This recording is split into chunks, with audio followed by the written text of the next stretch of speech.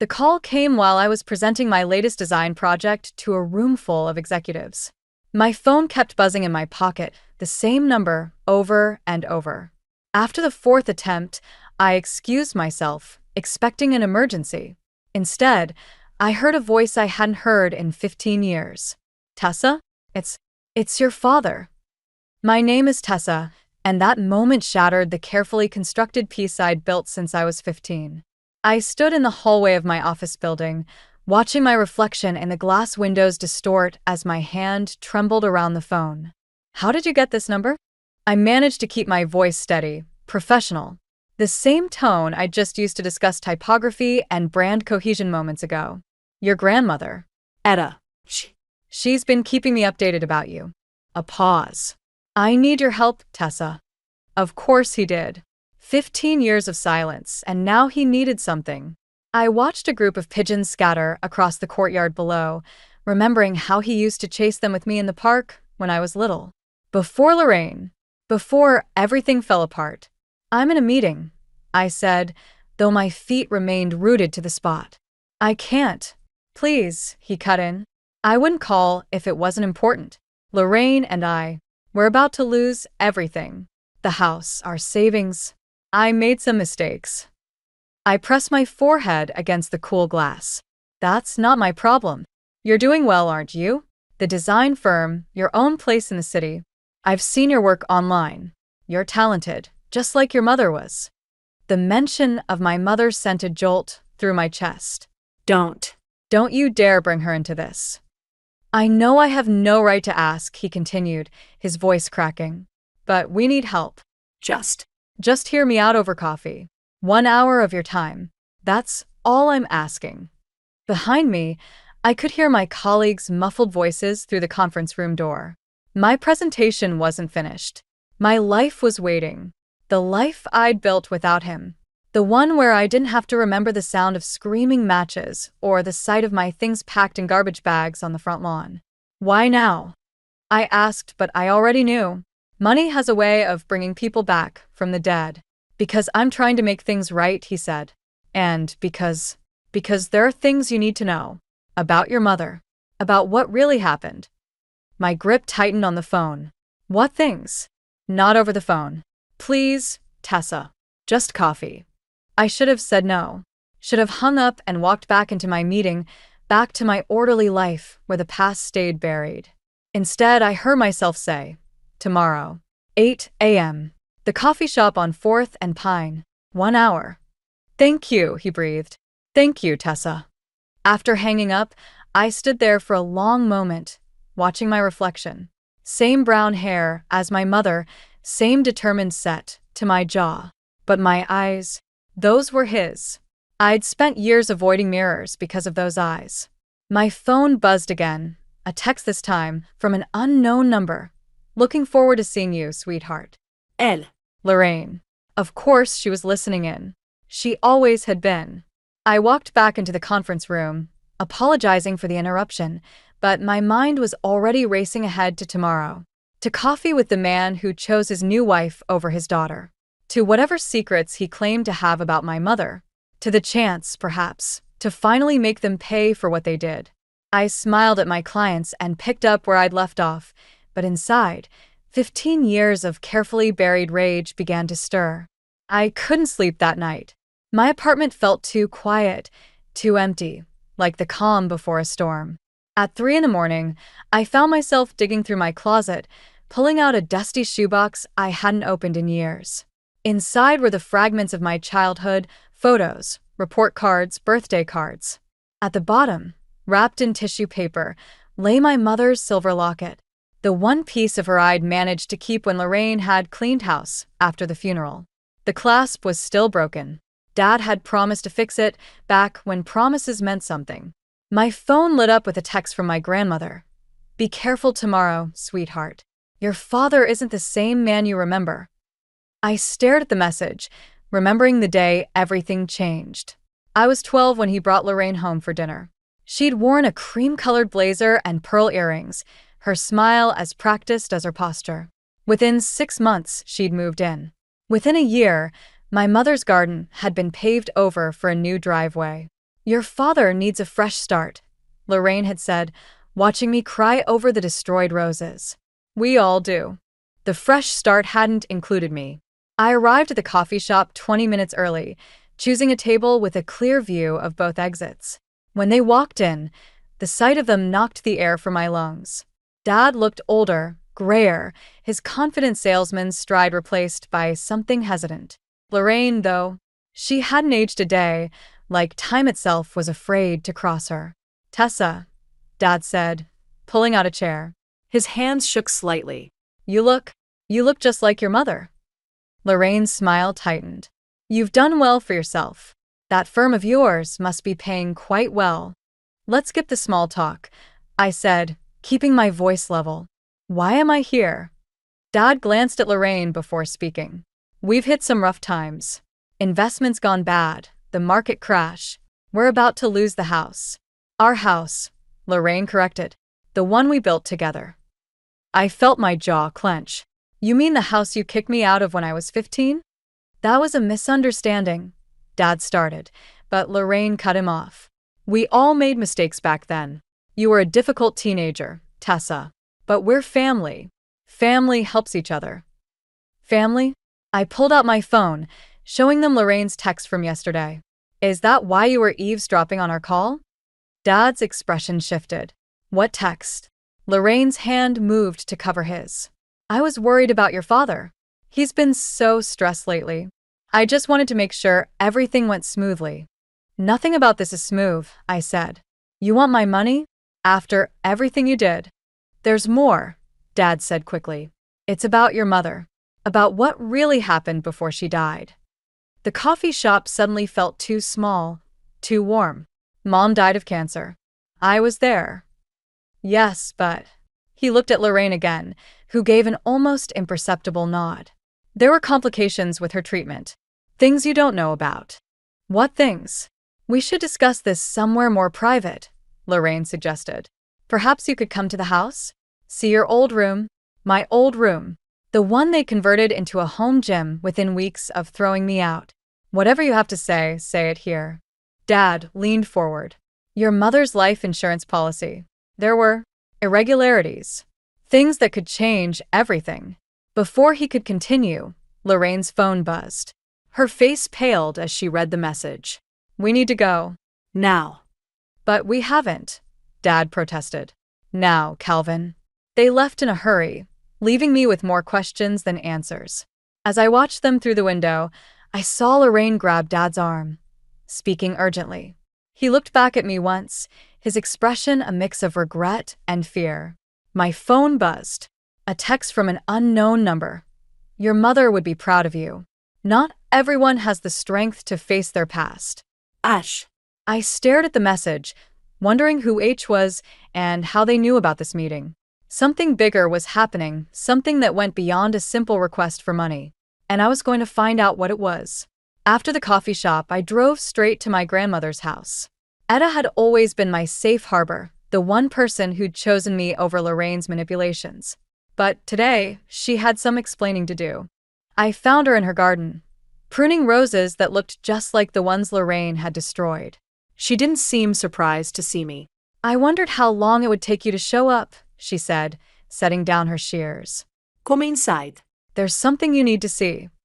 The house smelled like cinnamon and old books, just like always. But instead of heading to the kitchen for our usual tea, Etta led me upstairs to her study. She pulled out a wooden box from behind a row of photo albums. Your mother left these with me, she said, her hands trembling slightly. Made me promise not to show you until you were ready. Inside were dozens of letters, some yellowed with age, others newer. All addressed to me, in my mother's handwriting. She knew she was dying long before she told anyone, Etta said softly. Even before Lorraine came into the picture. I picked up the first letter, dated just weeks before she died. The paper felt fragile, like it might crumble along with my carefully constructed walls. Dear Tessa, if you're reading this, then things have happened exactly as I feared they would. Lorraine isn't who your father thinks she is. I've found proof.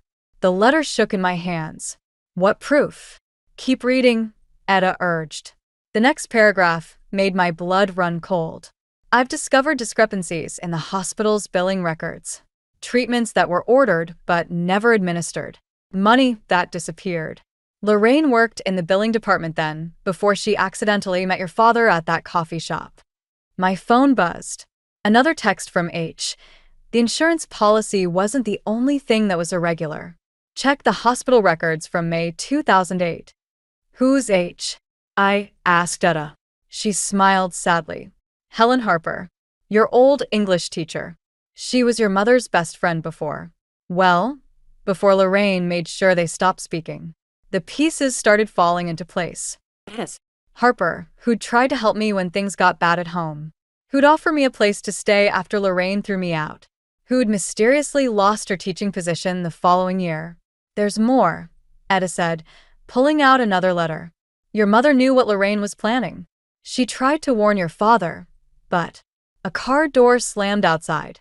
Through the window, I saw Lorraine getting out of her Mercedes, her face set in that familiar, determined expression. How did she know I was here? She's been watching the house, Etta said, quickly gathering the letters. Ever since your father called you. She knows about these letters, Tessa. She's been trying to find them for years. The doorbell rang, its chimes somehow menacing. Go out the back, Etta said, pressing the box of letters into my hands. Take these to Helen. She'll know what to do with them. But now, Tessa. Your mother died trying to protect you from that woman. Don't let her win again. I slipped out through the back door as Etta answered the front. Lorraine's voice drifted through the house, honey-sweet and dangerous. Etta, dear. I thought I saw Tessa's car outside. Is she here? Just missed her, Etta replied coolly. She was dropping off some old photos. From my hiding spot behind the garage, I watched Lorraine's shadow move across the windows. You know, Calvin's very worried about her. All this dwelling on the past, it's not healthy. Neither is lying about killing someone's mother, Etta shot back. The silence that followed was deafening. I clutched the box of letters to my chest and ran to my car, my mother's words burning in my mind. Lorraine wasn't just after money. She was trying to cover her tracks that led straight back to my mother's death. As I drove away, I glanced in my rearview mirror. Lorraine stood on Etta's porch, watching me go. She lifted her phone to her ear, and I knew she was calling my father. The game had changed. This wasn't about revenge anymore. This was about justice. And I finally had the proof to get it. I found Helen Harper in a small coffee shop across town, grading papers just like she used to 15 years ago. When she saw the box of letters in my hands, she simply nodded and gestured to the chair across from her. Your mother was right about everything, she said, closing her red pen.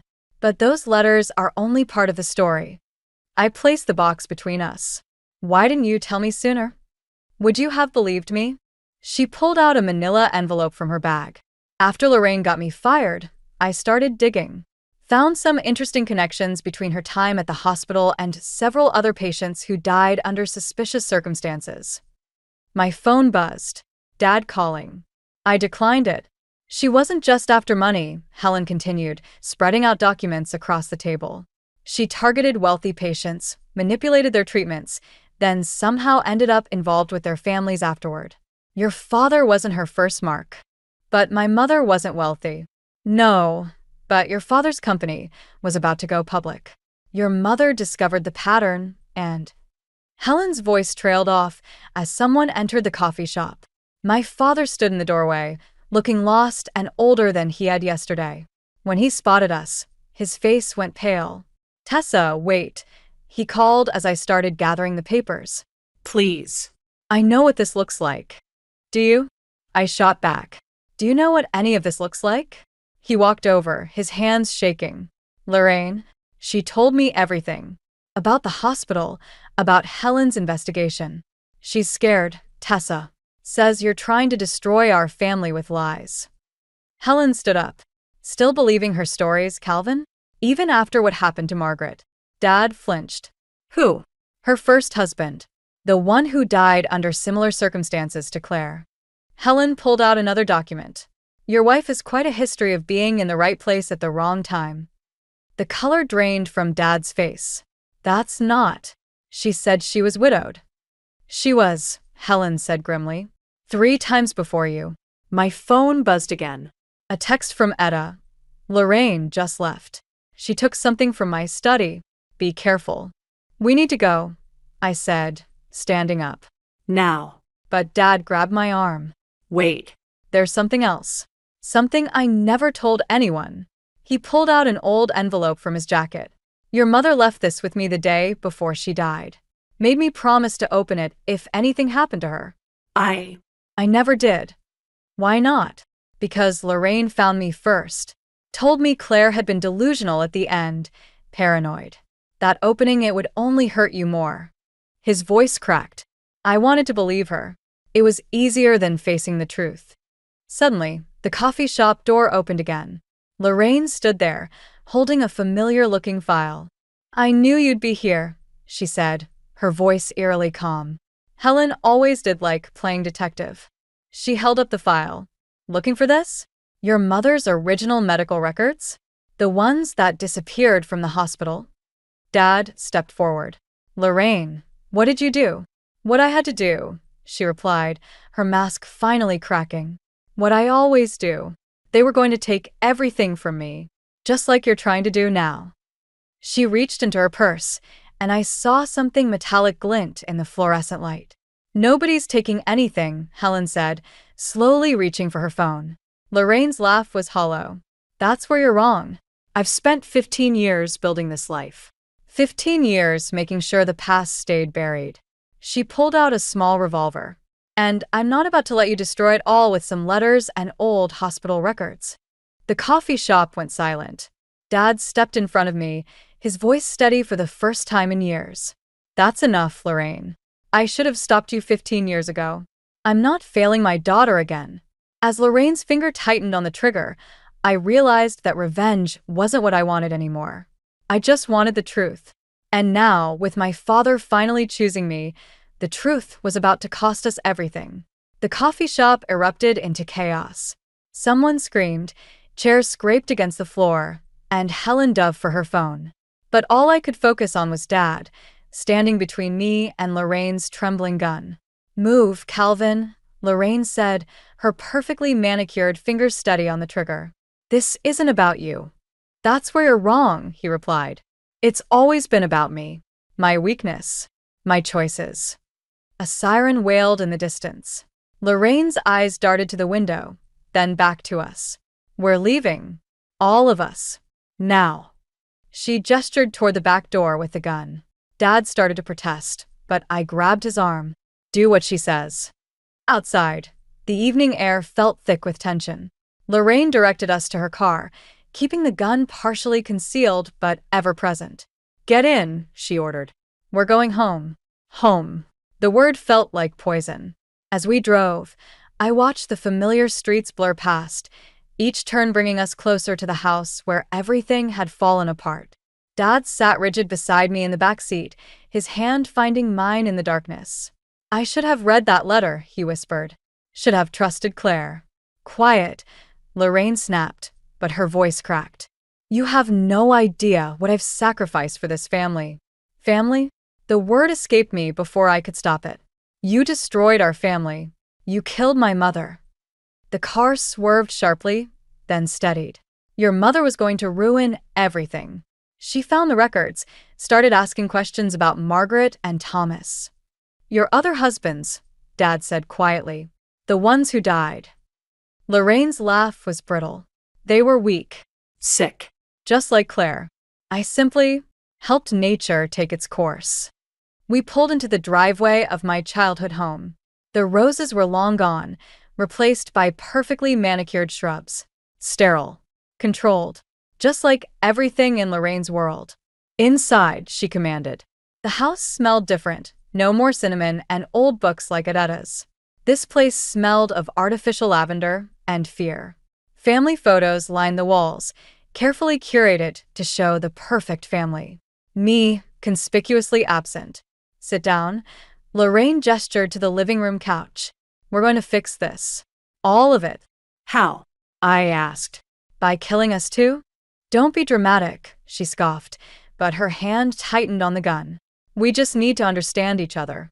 I did what was necessary. Claire was weak. She would have dragged Calvin down with her illness, her neediness. I made it quick, painless.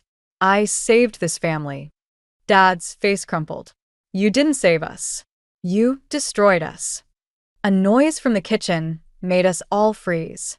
Lorraine spun around, gun raised, just as Helen stepped into view, holding a familiar-looking file. Looking for this? Helen asked, holding up my mother's medical records. I made copies. They're already with the police. Lorraine's composure finally shattered. The gun wavered between Helen and us, her perfect mask cracking to reveal the desperate woman beneath. You don't understand, she pleaded, tears streaming down her face. I had nothing before this. No family, no security. I built this life. I earned it. By killing innocent people?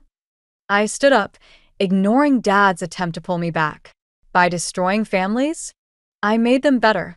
Lorraine screamed. Stronger, without the weak ones holding them back. The gun swung toward me. In that moment, I saw something I'd never noticed before, fear in Lorraine's eyes. Not of being caught, but of being abandoned, of being weak. You're right, I said softly. Weak people do destroy families. Her finger tightened on the trigger just as police sirens filled the air outside. Red and blue lights flooded through the windows, casting strange shadows across Lorraine's face. That's why you have to destroy everything, I continued. Because you're the weakest one of all. The gun fired just as Dad lunged forward, and my world exploded into chaos once again. The gunshot echoed through the house as Dad slammed into me, knocking us both to the floor. Pain exploded in my shoulder, hot and sharp. Through the haze, I heard screaming, Helen's voice, police sirens, Lorraine's hysterical laughter. You see, Lorraine shouted over the chaos. He chose me again, just like always. But Dad was pressing his hands against my wound, his tears falling onto my face. I'm so sorry, Tessa. God, I'm so sorry. The room spun with red and blue lights as officers burst through the doors. Someone knocked the gun from Lorraine's hand, but she kept laughing, that horrible, broken sound that had haunted my teenage years. She'll never forgive you now, Calvin. Lorraine called as they handcuffed her. Just like Claire never did. The paramedics arrived, their voices distant and professional as they worked on my shoulder. Through the pain, I caught fragments of conversation. Through and through, lucky, hospital. But all I could focus on was Dad's face, aged decades and minutes, and the envelope that had fallen from his pocket during the chaos. Mom's last letter. Read it, I whispered as they lifted me onto the stretcher. Please. His hands shook as he opened the envelope, yellowed with 15 years of waiting. As he read, his face crumpled. Claire knew, he choked out. She knew what Lorraine was doing with her medication. She tried to tell me, but I didn't want to believe someone I loved could be capable of. Like father, like daughter. I said, the words bitter in my mouth. The paramedics started moving me toward the ambulance. Dad tried to follow, but I turned away. Don't. Just Don't. Tessa, please. You had 15 years to choose me, I said, fighting against the darkness creeping into my vision. 15 years to read that letter, to face the truth. But you were too weak. Helen appeared beside the stretcher, her face grim. I'll ride with her. As they loaded me into the ambulance, I caught one last glimpse of my childhood home. Lorraine in the back of a police car, still laughing. Dad standing in the doorway, clutching Mom's letter, looking lost. The perfect family photos visible through the window, mocking everything we'd become. The pain medication kicked in during the ride, making everything fuzzy. Helen held my hand, talking softly about evidence and trials, about justice finally being served. But justice felt hollow now. Mom was still dead. Dad was still a coward. And I had a bullet hole where my anger used to live. We got her, Helen said. It's over. But it wasn't over. The physical wound would heal, but the rest, the betrayal, the lost years. The knowledge that Dad had chosen willful ignorance over protecting his own daughter, that would never heal cleanly. In the emergency room, As doctors worked to repair the damage, I drifted in and out of consciousness. Each time I surfaced, I heard different voices, Etta praying softly, Helen talking to police officers, Dad begging to see me. "She doesn't want visitors," a nurse said firmly. "I'm her father." That's not what her medical records show. According to these, she removed you as next of kin 15 years ago. Another voice cut through the haze, Lorraine's lawyer, speaking to reporters outside my room. "My client has a documented history of mental illness. The deaths of her previous husbands were thoroughly investigated." I wanted to scream, to tell them about Mom's letters, about the medical records, about years of calculated manipulation. But the words wouldn't come. The truth felt trapped inside me, like the bullet they'd just removed. A detective appeared, wanting a statement. Helen tried to intervene, but I forced myself to speak. "Why did she do it?" I asked. "All of it." The detective's face softened. "Some people can't bear to be alone. They'd rather destroy a family than risk being abandoned by one." As morphine pulled me under again, I realized that's exactly what I'd been doing too, destroying myself to prove I didn't need the family that abandoned me.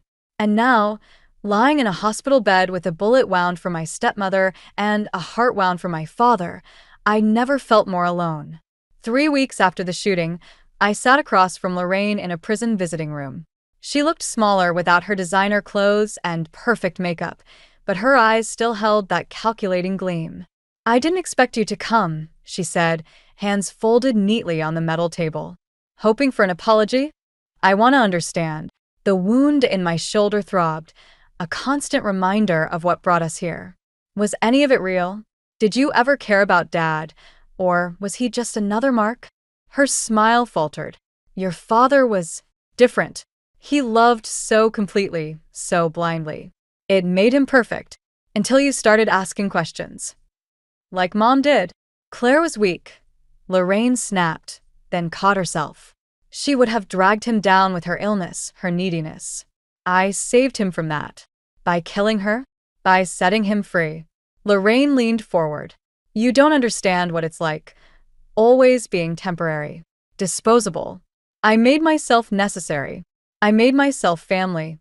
By destroying other families. I improved them. Removed the weak links." Her voice cracked slightly. "My own mother taught me that. Nobody wants a burden," she'd say. "So, I learned to be useful. Necessary. Perfect." The truth hit me like another bullet. You were scared. All this time, you were just terrified of being abandoned. Lorraine's mask slipped completely. "Everyone leaves. Unless you give them a reason to stay. Unless you make yourself indispensable." "But they didn't stay, did they? Your other husbands?" "My father?" "Your father chose me," she snarled. Over and over. "He chose me." "No." Dad's voice came from behind me. I hadn't told him I was coming, but somehow he'd known. "I chose fear. I chose denial. Because facing the truth meant facing my own cowardice." Lorraine's eyes widened. "Calvin, I read Claire's letter," he continued, sitting beside me. "All of it. About how she discovered what you were doing. About how she begged me to listen. I chose not to see it because seeing it meant admitting I'd brought a monster into our home." "I saved you," Lorraine whispered. "I saved us." "You destroyed us," I said. "And now you're going to spend the rest of your life alone. The very thing you feared most." Lorraine lunged across the table, her fingers clawing for my throat. Guards rushed in, restraining her as she screamed. "You're just like her. Weak. Pathetic. You'll die alone too."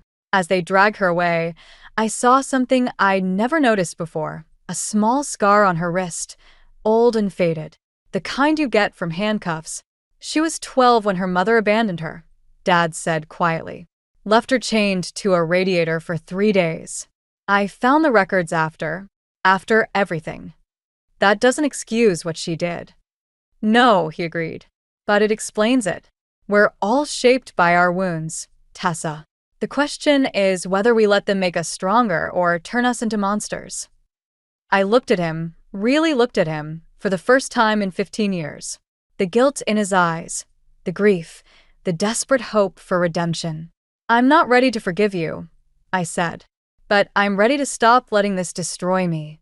Through the window, we could still hear Lorraine screaming about family, about weakness, about love and betrayal. But her words had lost their power. They were just the echoes of a wounded child who'd learned the wrong lessons about survival. "Mom's roses," I said suddenly. "The ones Lorraine paved over. They're still there, aren't they? Under the driveway." Dad nodded. "Nothing that's strong really dies. It just waits for the right moment to bloom again." As we left the prison, I felt something shift inside me. The wound in my shoulder would leave a scar, but scars were just reminders of what hadn't killed us, of what we'd survived. And sometimes, surviving was its own form of revenge. 6 months after Lorraine's conviction, I stood in my grandmother's garden, helping her plant new roses. The trial had ended with multiple life sentences, not just for Mom's death, but for 3 other murders spanning 2 decades. Justice, they called it. But justice felt different than I'd imagined. "Your mother loved these yellow ones best," Etta said, patting the soil around a fresh planting. Said they reminded her of sunshine after rain. Dad appeared at the garden gate, hesitant. He'd been showing up like this lately, not pushing, just being present. Today, he carried a familiar wooden box. "Found this while clearing out the house," he said. "There's one more letter we haven't read." The house, my childhood home, was being sold. Dad had decided to donate the proceeds to a domestic violence shelter, a choice that felt like the first real step toward redemption. Inside the box was a letter dated the day before Mom died, but it wasn't addressed to me or Dad. It was to Lorraine. "Dear Lorraine," I read aloud. "By the time you read this, I'll be gone. Not because of your manipulation of my medication, though I know about that. I'm choosing to go on my terms, leaving you with the one thing you fear most, the truth about yourself." Etta and Dad moved closer as I continued reading. "You think you've won, that you'll finally have the family you desperately want. But you'll never keep them. Not because they'll leave you, but because you'll destroy them first. Your fear of abandonment will become a self-fulfilling prophecy. This letter is my gift to you, the understanding you never wanted to face." My hands shook. "She chose to die?" "To protect you," Etta said softly. She knew Lorraine would be careful with her next victim after a suspicious death. Knew she'd take years to strike again. Years that would give you time to grow strong enough to face this. "She sacrificed herself to give me a chance," I whispered. Dad wiped his eyes. "Claire always was the strongest of us all." Helen appeared at the garden gate, carrying case files. She'd retired from teaching, now working as a victim's advocate. "They're reopening 3 more cases," she said. "Lorraine's past is unraveling." I looked at the yellow roses, their faces turned toward the sun. Mom had known the truth about strength. It wasn't about revenge or justice. It was about protecting what mattered, even if that meant letting go. "There's something else," Dad said, pulling out an old photograph. Mom and I in the garden, surrounded by roses, both laughing. But in the background, partially hidden, was a young woman I'd never noticed before. She had Lorraine's eyes. Her sister, Helen explained, died under mysterious circumstances when Lorraine was 20. The case that started it all. The final piece clicked into place. Lorraine hadn't just been afraid of abandonment. She'd been trying to prevent it, eliminating anyone who might leave her first. A twisted kind of protection that had consumed her. "What do we do with all this?" I asked, gesturing to the letters, the photos, the weight of understanding. "We plant roses," Etta said simply. "We grow something beautiful from the ashes." Dad picked up a shovel. "Together?" I looked at him, really looked at him. The man who'd failed me, who'd chosen blindness over truth, who was finally learning to see. Not healed, but healing. Like the garden. Like me. "Together," I agreed. As we worked, I thought about Mom's final gift, not just time to grow stronger, but the understanding that true strength comes in many forms. Sometimes it's confronting the truth. Sometimes it's choosing forgiveness. And sometimes it's simply planting roses, knowing that beauty can bloom even in soil stained by tragedy. Later, I found one last note tucked inside the photograph. Mom's handwriting, faded but clear. "Remember, sweetheart, The thorns protect the roses, but they don't define them. I tucked the note away and kept digging, making space for new growth in soil that had known both love and pain. Above us, the yellow roses turned their faces to the sun, reaching always toward the light.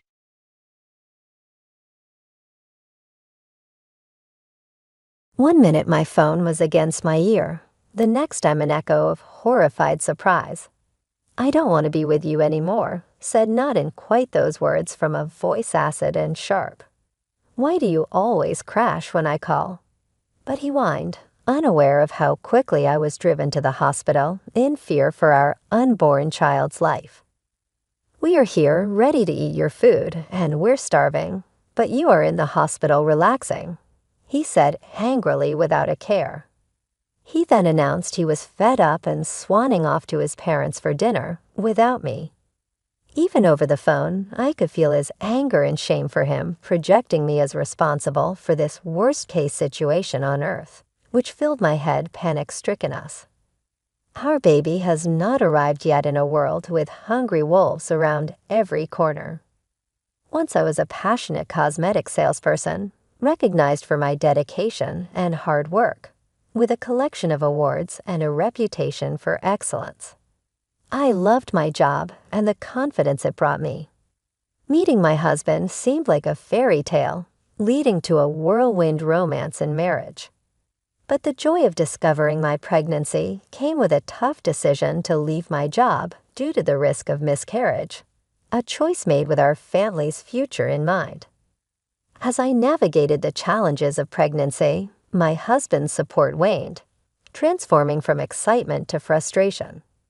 Simple tasks became monumental, and my attempts to meet his expectations often fell short. "Where's my lunch?"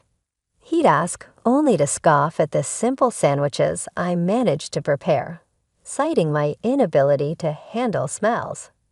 His words stung. Pregnancy is not an illness. He dismissed my struggles, leaving me to fend for myself. This shift in his behavior was a stark contrast to the man I fell in love with.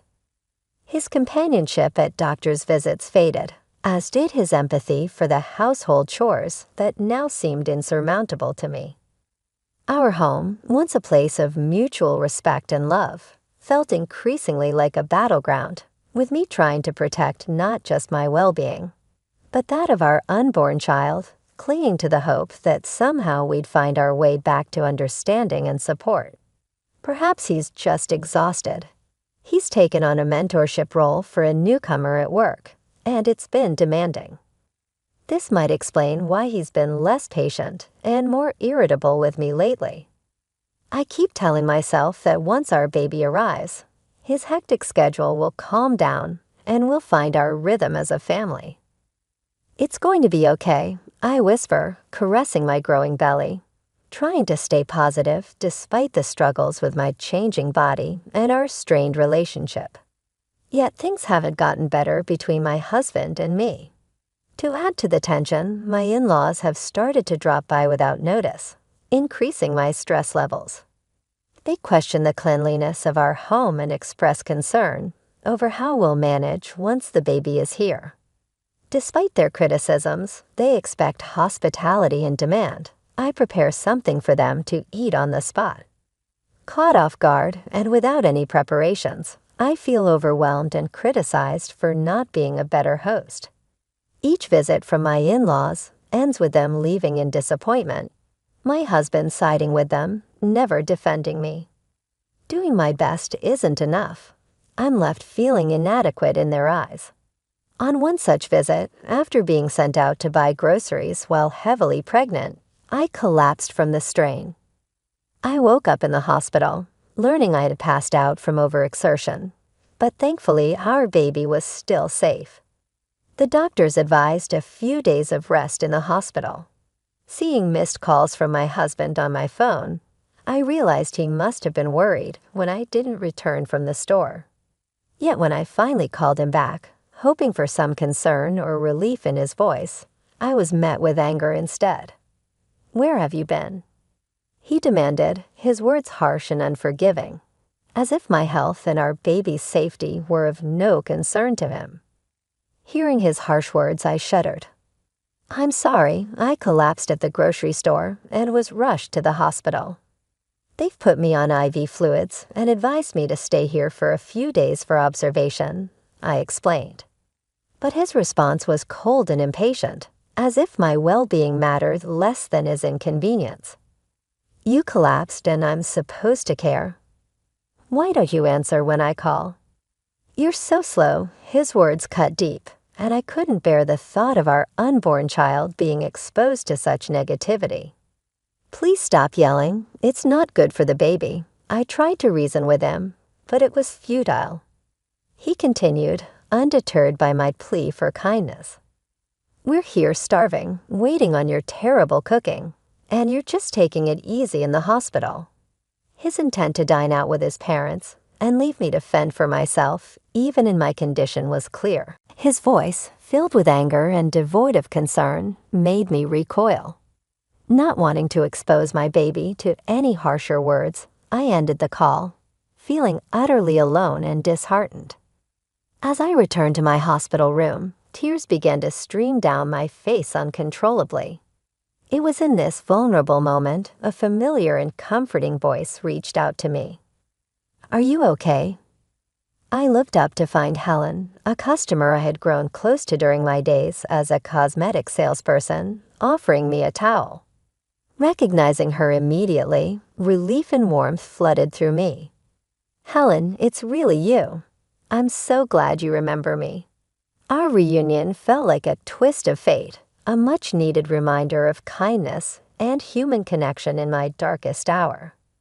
Helen had been more than just a customer. She was a woman who, after a difficult divorce, had lost her self-confidence and had stopped wearing makeup entirely. I remembered the day I approached her at the cosmetics counter, offering to help her try some makeup. The transformation in her appearance was more than just physical. It was a moment of emotional healing for her, a step towards regaining her self-esteem. Over time, Helen became more than a customer. She became a friend. But suddenly, 5 years before I left my job, Helen stopped coming, and I had always wondered what had become of her. Now here she was, a beacon of support when I needed it most. I had returned hoping to reconnect with you, Helen. To my surprise, when I visited your previous place of work, I learned you had left, which really took me aback, Helen shared, her voice filled with a mix of surprise and disappointment. "I apologize for suddenly dropping in. I was actually abroad for work. You see, I run a business overseas, and it's been quite hectic. It's been ages since I've had the chance to enjoy a moment of peace. So once things settled down a bit, I decided to come back. And would you believe it? Right after I tried to find you, I ended up here with appendicitis," she explained, her laughter lightening the mood despite the circumstance. "It's just in the early stages, so medication should do the trick. Plus, if I were still abroad, the treatment cost would have been astronomical. In a way, I'm relieved it happened here," Helen continued, her optimism and familiar smile infectious. This unexpected reunion lifted my spirits, and we found ourselves joyfully reminiscing about the past.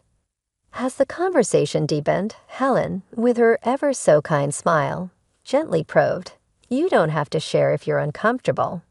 But I couldn't help but notice you were upset earlier. What happened?" Trusting Helen as I did more than just as a former customer, but as a true friend, I opened up about the struggles with my husband and in-laws. "I'm really worried about bringing my child into such an environment, afraid they'll be treated the same way I am. And now, without my job, the idea of living independently, let alone with a child, seems daunting." To my astonishment, Helen made an incredibly generous offer. "I happen to have an apartment that you could use. I manage a few properties, part of a project I developed on land I inherited. It's a cozy 2-bedroom with a separate bathroom, soundproof walls, And it's situated in a safe neighborhood close to amenities like supermarkets and a police station. There's no need for a deposit right now, and you can start paying rent whenever you're settled. It's a really good deal. What do you think? Helen's enthusiasm was palpable, and her offer was so sincere it brought a laugh of disbelief from me. Are you sure you can offer it at such favorable terms? Overwhelmed by her kindness, Helen said, "Absolutely. I know you well enough to trust you'll take good care of the place. Plus, I believe it's important to support each other in times of need. You're more than welcome to stay there," she assured me, her generosity shining through. Helen's unexpected kindness was a beacon of hope, offering not just a place to stay, but the possibility of a new beginning.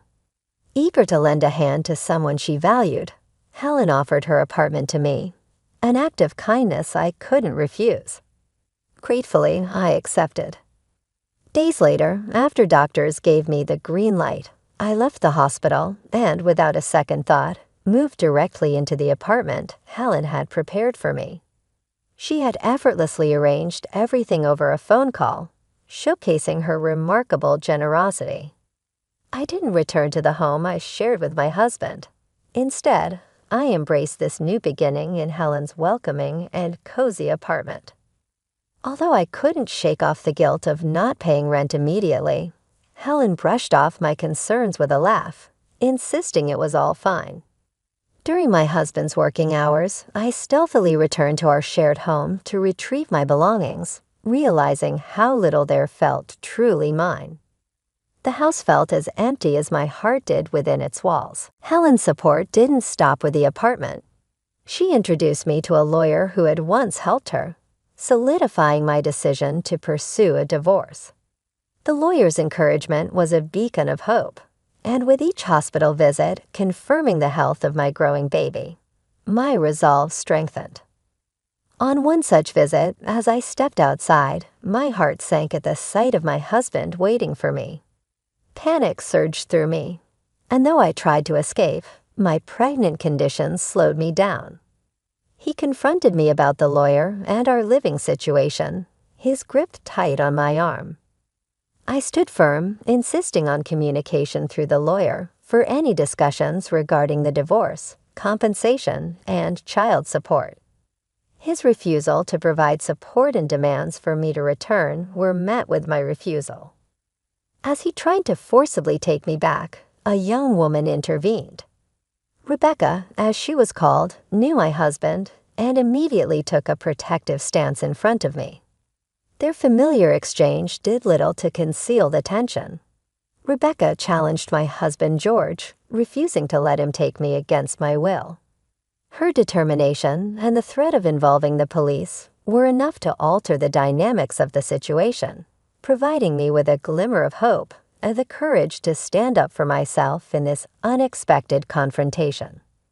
When my husband heard the mention of the police, he looked scared and quickly left.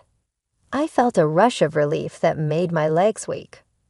Rebecca quickly came to my side to support me. "Are you okay?" she asked as I apologized, explaining how relieved I felt. Rebecca didn't hesitate to call a taxi for me, insisting on making sure I got home safely. Even though I felt bad for the trouble, she assured me it was no bother. When I told Rebecca my address, she was surprised to find out I lived just below her. It was a happy coincidence that we were neighbors. Rebecca, cheerful and caring, turned out to be a new employee at my husband George's workplace. She had reported George's inappropriate behavior, leading to his removal as her mentor. George was known for his lack of empathy towards female employees, making insensitive comments about personal issues like menstruation and marriage. Rebecca shared how George's behavior wasn't just a problem at work. I knew it all too well from how he treated me during my pregnancy. 3 weeks after our meeting, Rebecca and I had grown close, sharing dinners like friends.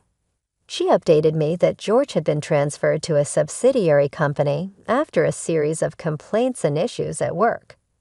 Interestingly, Rebecca was the daughter of Helen, a successful businesswoman who managed several properties, including the apartment I was staying in.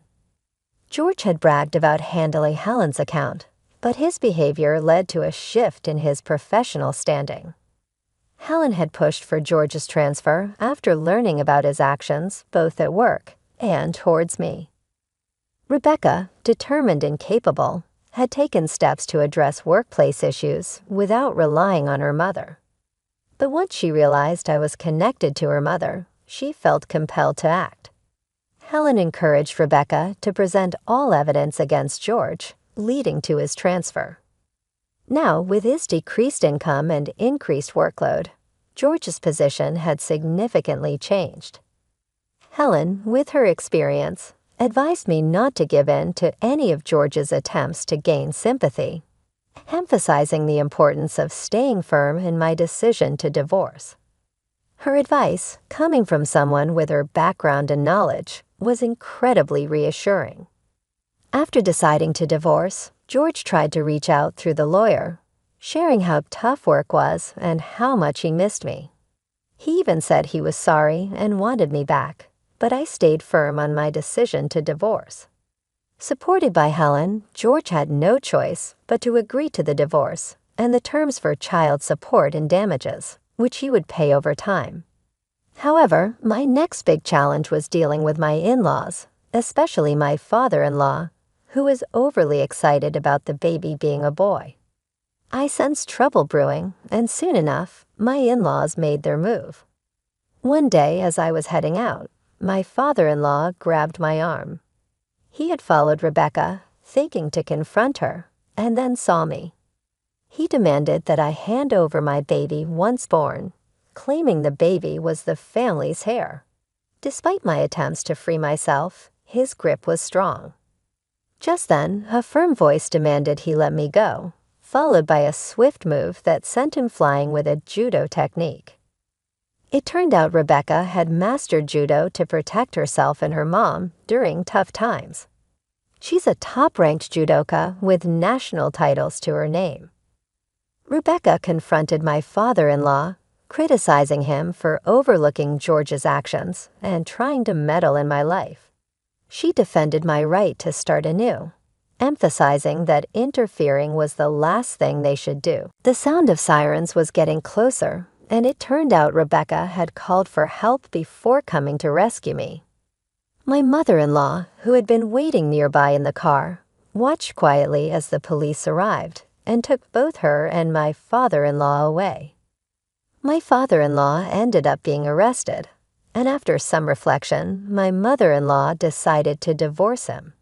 She wanted to start over and live a life not dictated by others, choosing to move back to the countryside. George tried to convince his mother to let him come with her, saying he was tired of his job and the lawyers, but she firmly rejected him. Through the lawyer, my mother-in-law expressed her apologies to me and left behind some money as a gesture of goodwill.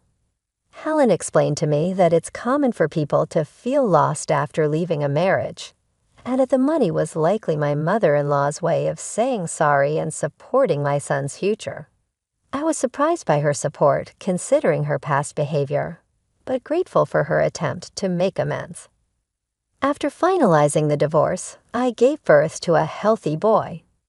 My mother-in-law settled in the countryside, choosing a life of solitude over staying with George. When my father-in-law was released, he discovered the house was gone, demolished by my mother-in-law before she left. He ended up moving in with George, which only led to more trouble, and eventually George's resignation from his job due to a damaged reputation. Despite everything, child support payments continued to arrive reliably, likely managed by Helen and the lawyer. Rebecca, for her part, received recognition at work and became a project leader, much admired by her colleagues. Helen's projects, including women-only properties and housing for foreigners, were thriving. As for me, once my son was old enough, I planned to return to work. Helen had offered me a position at a new high-end cosmetics store she was opening. Helen continued to support me and showed affection for my son as if he were her own grandchild. Rebecca also made time to visit us. Both of them reminded me of the strength and kindness that had helped me through the toughest times. I was determined to be just as strong and protective of my son, inspired by the incredible women who had supported me.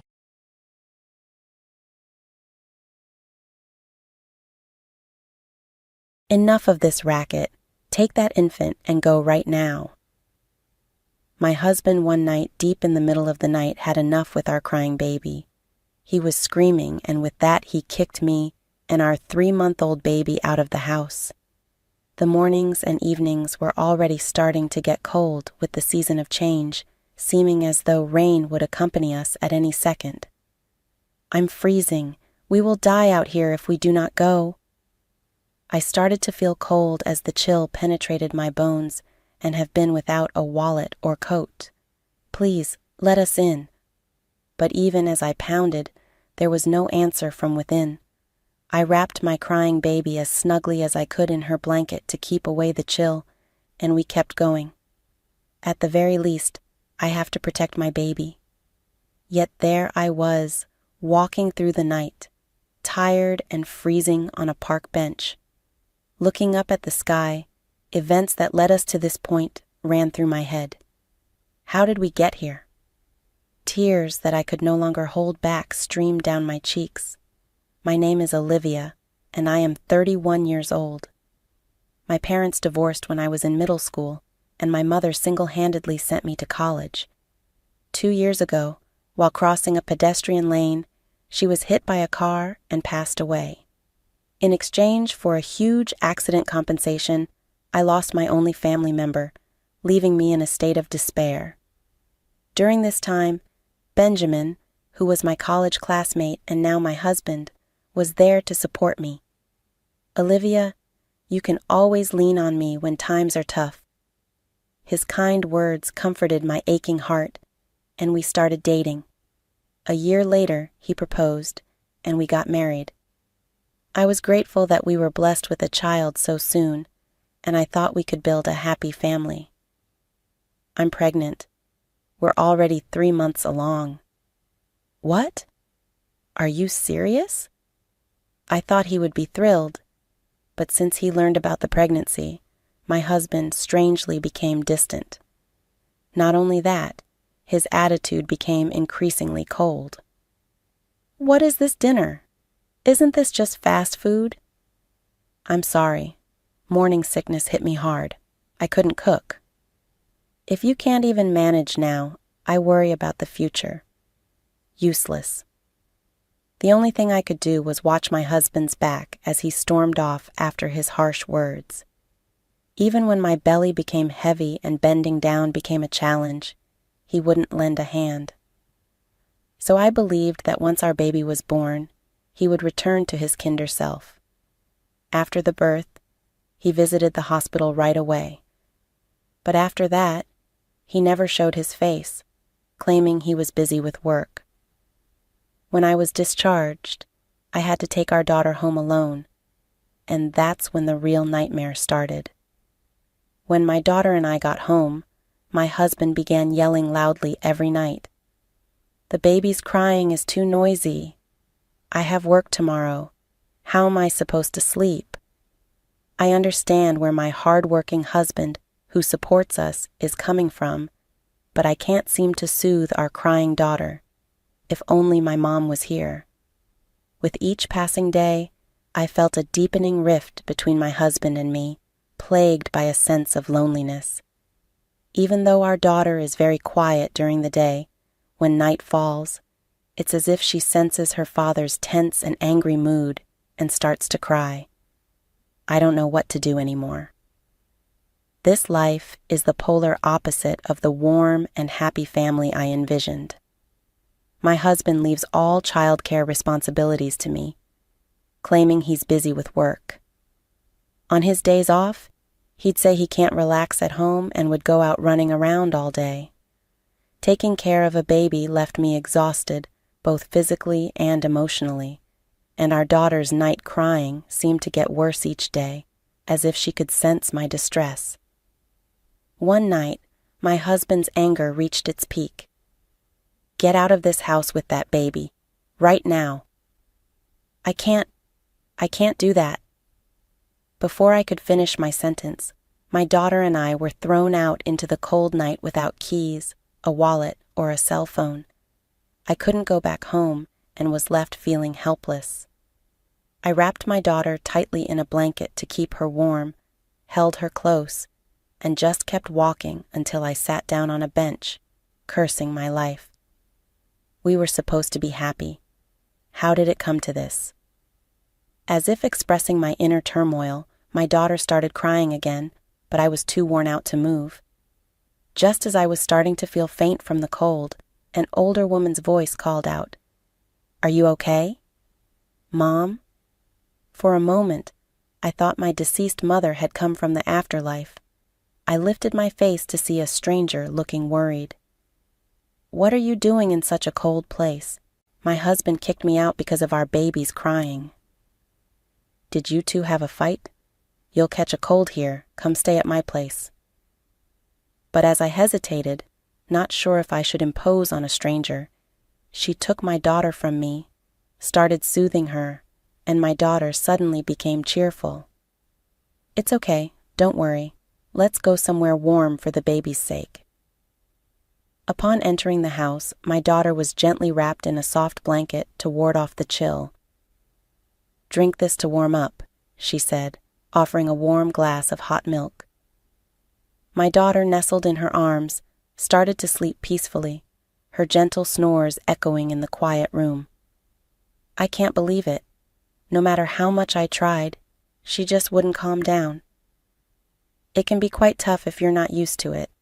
I recently became a grandmother, and I've been taking care of the little one occasionally. Maybe that's why I've become so sensitive to a baby's cries. I'm glad I decided to check on the noise.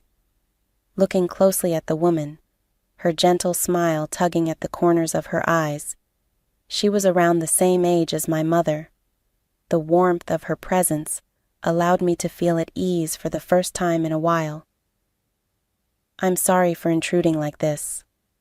"It's okay. We should help each other out in times of need. Do you need me to take you home? Do you live close by?" "No, I might just get thrown out again." Seeing me stumble over my words, she kindly offered me to stay until morning. Her kindness moved me to tears again. "Thank you so much. My name is Olivia." "Wait a minute. Isn't your baby's name Anne?" "Yes. But how did you—" Turns out this woman was Jackson, my husband's direct superior. She had sent us a gift when our daughter was born, so she remembered Anne's name. I was surprised at the coincidence and regretted complaining about my husband to her. "We're always grateful for your help. The thing is, my husband has been busy with work lately, and he seems quite tired." "That can't be right. Your husband has been on parental leave for the past 2 months." "What?" "But he says he goes to work every day. He even said he has work tomorrow." "Tomorrow is a holiday. The office will be closed. I wonder what he's up to." I had no idea that my husband, who I thought was always working, was actually on vacation. However, I did notice a sense of excitement on the days he was supposed to be at work. Ever since I got pregnant, my husband's behavior had changed, and I had been feeling something off recently. As I wondered how to investigate my husband's actions, Jackson suggested an idea. "Why don't you check his social media? You can use this computer." She pointed to a computer in the corner of the room and turned it on. I gratefully accepted her offer and started scanning my husband's social media. To my shock, I found a pile of photos of him and another woman. He must have thought I was too preoccupied with parenting and housework to ever notice. "They look like a couple, don't they? That's Ava. She worked at our company for only 3 months and recently quit. No way." Although I had a hunch, I was too overwhelmed with my first experience of motherhood to consider it seriously. However, realizing he was truly having an affair, was more shocking than I had anticipated. Do you know her address? Her contact information? I'm sorry, I shouldn't have mentioned her name. It's personal information, and I can't disclose it. Oh, right, I deflated. Jackson comforted me. I'll do everything I can to help with anything else. Hey, isn't this the Paris Hotel? I know it's a fancy place, and you've been here several times. Do you have that much money? True enough, there were numerous photos on social media of my husband and his mistress, the woman indulging in luxury dining at the renowned Paris Hotel. As I was on maternity leave, there was no income, and my husband hadn't saved any money once we got married. There was no way he could have such disposable cash. No way. This can't be happening. With a prayerful heart, I checked my bank balance online and found that my savings of $250,000, which I received when my mother died in a car accident, had been halved. I was so shocked that I was unable to move for a while. What's wrong? My husband has been using my savings without my permission. I hadn't touched it at all because I was planning to use it for our daughter. Looking back, I had left my debit card in the card case with my husband when I was hospitalized for childbirth. Since that day, he hadn't visited me in the hospital even once, and the first time he withdrew from my savings was the day I handed him the debit card. I, who trusted my husband, thought he had locked it in a safe and didn't doubt him. I can't forgive him. He's been using my beloved mother's inheritance without my permission. We must punish the lying cheater, and the best way to do that is to secure evidence. With a smirk on his face, Jackson handed me a digital camera. The next day, as we watched from the car Jackson was driving near our house, my husband, humming a tune, hopped into his car and drove off. He doesn't even worry about our daughter and me. Instead, he's making a fool of himself by being so excited. As expected, my husband's car arrived at the Paris Hotel. After a while, the mistress came, and they casually linked arms and entered the hotel restaurant as if it were the most natural thing in the world. I asked Jackson to look after our daughter and sat quietly in a seat behind them. I've had enough of Olivia's stubbornness. Finally, I kicked her out last night. Now she filed for divorce. I'll get the compensation she received from her mother's car accident. If things go well, I might even get the alimony from the divorce trial. You're a bad man. Your wife doesn't even realize that you're after her money. Since her mother passed away, I've been very kind to her so that she'll never find out. But having a child was an unexpected obstacle. Listening to my husband's unbelievable words, my head went blank from the shock. Unaware of my feelings, my husband, swinging the key to the hotel room, headed for the elevator with the woman. When I secretly followed them, even though it was just a brief moment before the elevator arrived, the two of them began to hug and even start kissing. Even though I was prepared, seeing the affair in action was painful. A chill ran down my spine at my husband's voice saying, "This is a pre-celebration for kicking Olivia out. Let's have a blast today." Unable to speak up, the two of them were swallowed up by the elevator. Left behind, I was so frustrated that I couldn't say anything, and I was overwhelmed with sadness and despair. I couldn't stand and fell to my knees right there. At that moment, the sadness that dominated my heart began to turn into a desire for revenge. It's too cruel to betray me like this. I can't just let this go. That evening, timing my return for when my husband got home from work, I made my way back to the house. "Whoa, look who's back. I'm sorry, I'll do whatever you say from now on. Please let me back in the house."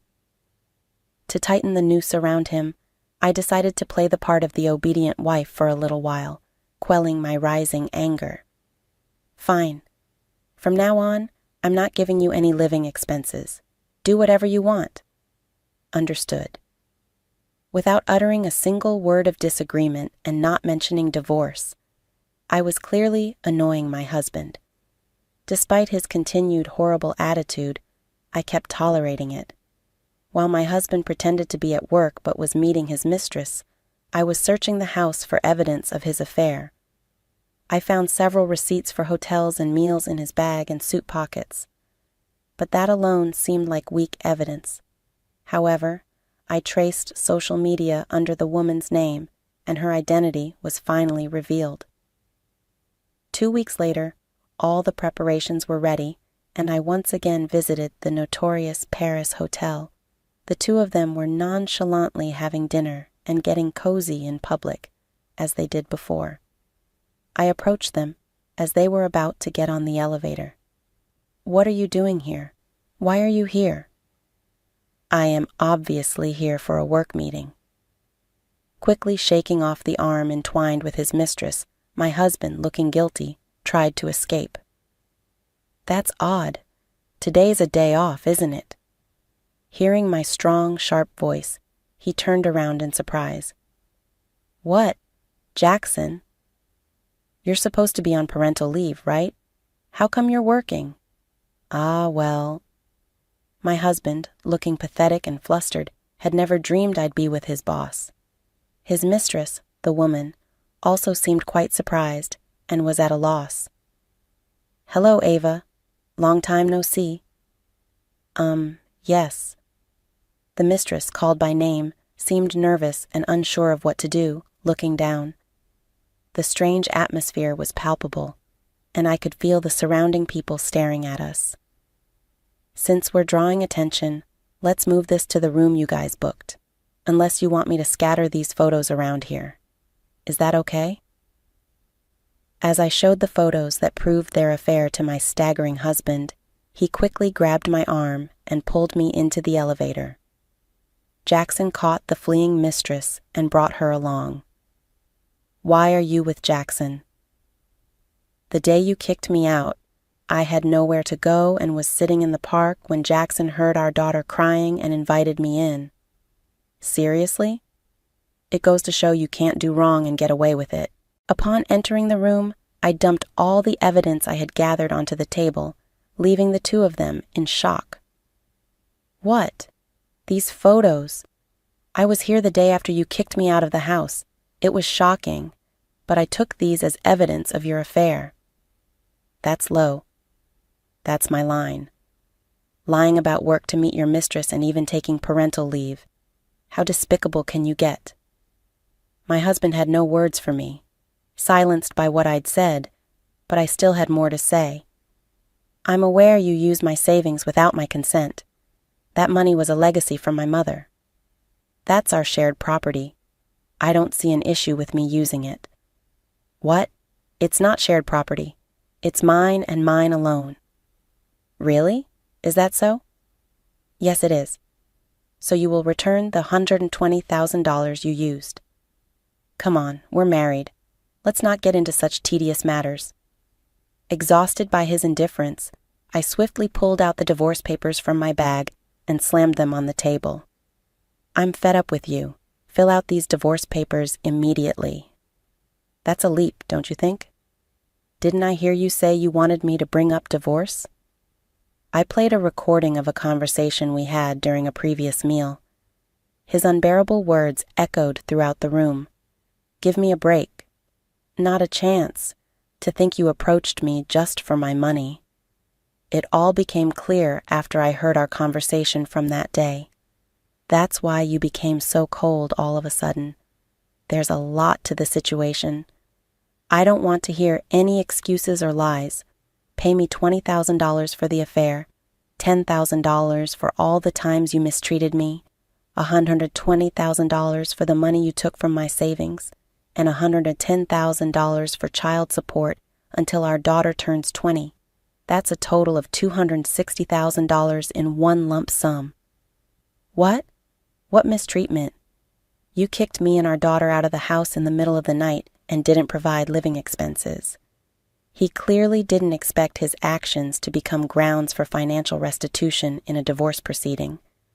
Sweating profusely, his desperate plea for calm was pitiful.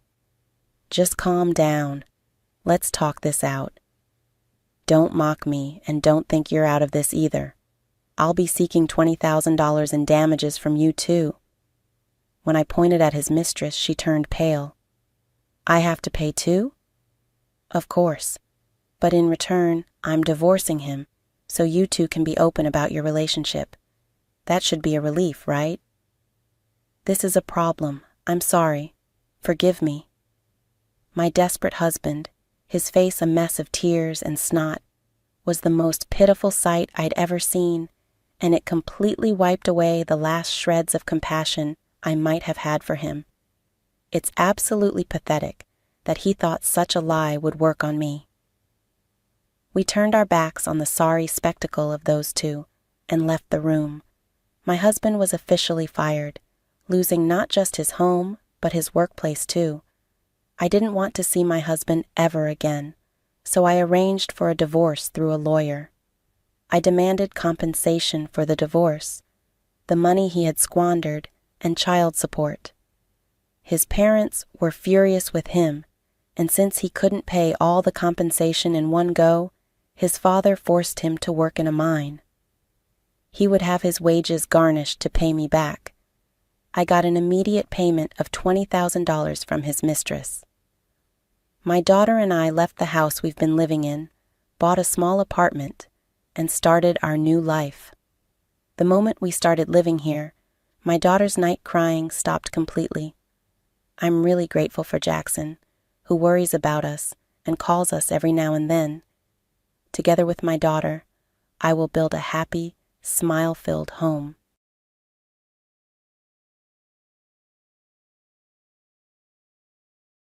In the heart of a charming town surrounded by rolling hills and winding streams, I grew up far from the city's glitz and glamour. Our small, weathered house, with its creaky wooden floors and windows framing expansive fields, felt like its own world.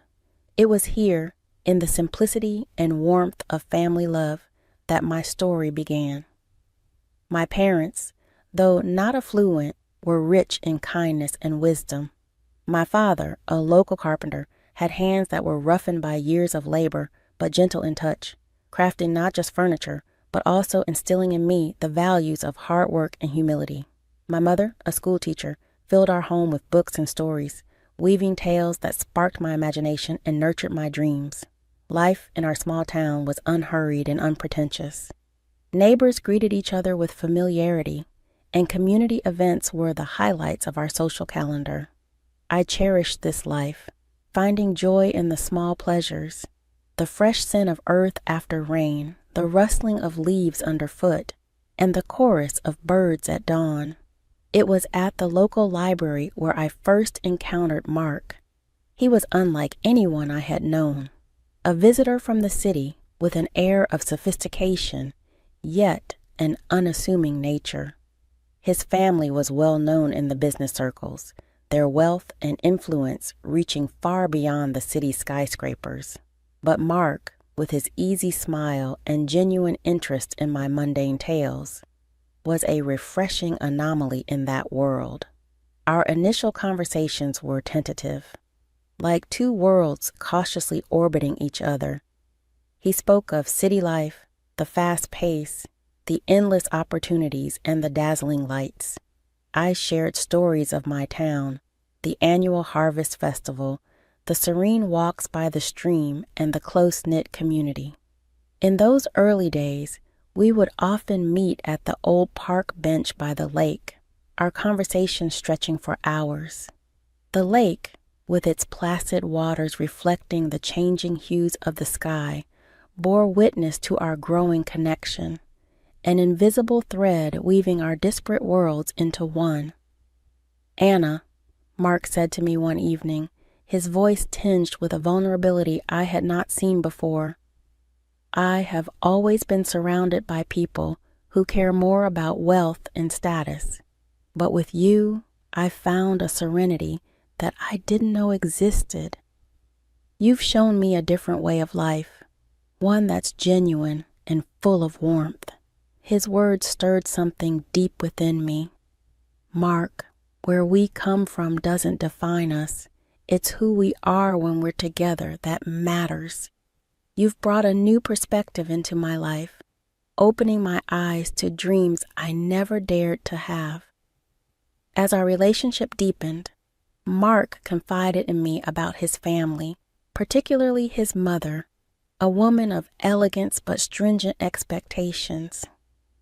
He spoke of her with respect, yet there was an underlying concern in his words. She has her own ideas about who I should be with. I'm just worried about how she'll react to us. I reached out, taking his hand in mine, feeling the slight tremor. We'll face that together, I assured him. Love isn't about backgrounds or expectations. It's about two people who choose each other against all odds. The day Mark proposed was as unassuming as our love. No grand gestures, just a heartfelt promise of a life together. As I looked into his eyes brimming with hope and love, I knew this was just the beginning. The evening I was set to meet Mark's family, my nerves were on edge. The grandeur of their mansion loomed large as we approached, a stark reminder of the different worlds Mark and I came from. Mark held my hand, giving me a reassuring look. Just be yourself, Anna. That's all you need to be. I smiled weakly, trying to quell the rising anxiety. I just hope your mom doesn't think I'm out of place. Mark sighed, a hint of concern in his eyes. Mom can be a bit much. Just remember, I'm here with you. As we entered the opulent dining room, Mark's mother, Marin, a statuesque woman with an air of austerity, greeted us. Her eyes quickly took me in, a flicker of disapproval passing over her face. So, this is the young lady who's captured my son's heart. Interesting choice. Dinner was an elaborate affair, the table set with dishes I couldn't even name. Mark's mother, ever the gracious host, offered me a plate with a sly smile. I suppose these dishes might be a bit too sophisticated for your taste, Anna. We can get something simpler if you'd prefer. I felt a flush of embarrassment, but managed a polite decline. No, thank you. I'm always eager to try new things. As the evening progressed, her comments grew more pointed. She eyed my dress. A simple but neat outfit I had thought was appropriate. Is that what passes for evening wear in your town? It must be challenging to find good clothes on a modest budget. Mark jumped in, trying to steer the conversation elsewhere, but his mother was unrelenting. Tell me, Anna, what do your parents do? It's always fascinating to learn about different walks of life, I answered, feeling the weight of her judgment. My father is a carpenter, and my mother is a school teacher. Oh, how quaint, she replied, her voice dripping with condescendence. Hard-working people, I'm sure, but I suppose they couldn't offer you much in the way of a financial head start. The meal continued, with her taking jabs at my small-town upbringing, my parents' humble occupations, and even my salary, which she had somehow learned about. Each comment was veiled in politeness, but sharp enough to cut. Mark was visibly uncomfortable, his attempts at defending me only seeming to amuse her more. As we left, Mark's father, Daniel, pulled me aside, offering a kind smile. Anna, you handle yourself well. Don't let her get to you. She'll come around. In the car, Mark apologized profusely. I'm so sorry, Anna. I didn't think she'd be this harsh. I sighed, a mix of hurt and determination in my voice. It's okay, Mark. I knew it wouldn't be easy, but I love you, and that's what matters. That night, as I lay in bed, the sting of his mother's words lingered, but beneath the hurt, a resolve was building. This was more than just about fitting in. It was a test of our love and my strength, and I was ready to face it head on. As the wedding day approached, The air was thick with excitement and unfortunately growing tension. Moran, who had taken it upon herself to oversee the preparations, seemed to find a peculiar pleasure in belittling my ideas and choices at every turn. One afternoon, while discussing the wedding plans with Mark and his mother, the topic of the wedding dress came up. I had chosen a simple yet elegant gown that I felt reflected my personality. Mark's mother, however, had other ideas. That dress, Anna. It's so plain. Don't you want to make a statement on your big day? After all, you're marrying into the family, she said, her voice laced with a patronizing tone. Mark squeezed my hand under the table, giving me a supportive look. Mom, Anna looks beautiful in that dress. It's her choice, and it's perfect. But his mother was relentless. Oh, Mark, let's be realistic. This is a high-profile event. People expect a certain standard. Anna, dear, you should consider something more fitting of our family status. I tried to keep my voice steady, though I felt a sting at her words. I appreciate your concern, but I really love my dress. It's special to me. Her response was a dismissive wave. Well, it's your day, I suppose.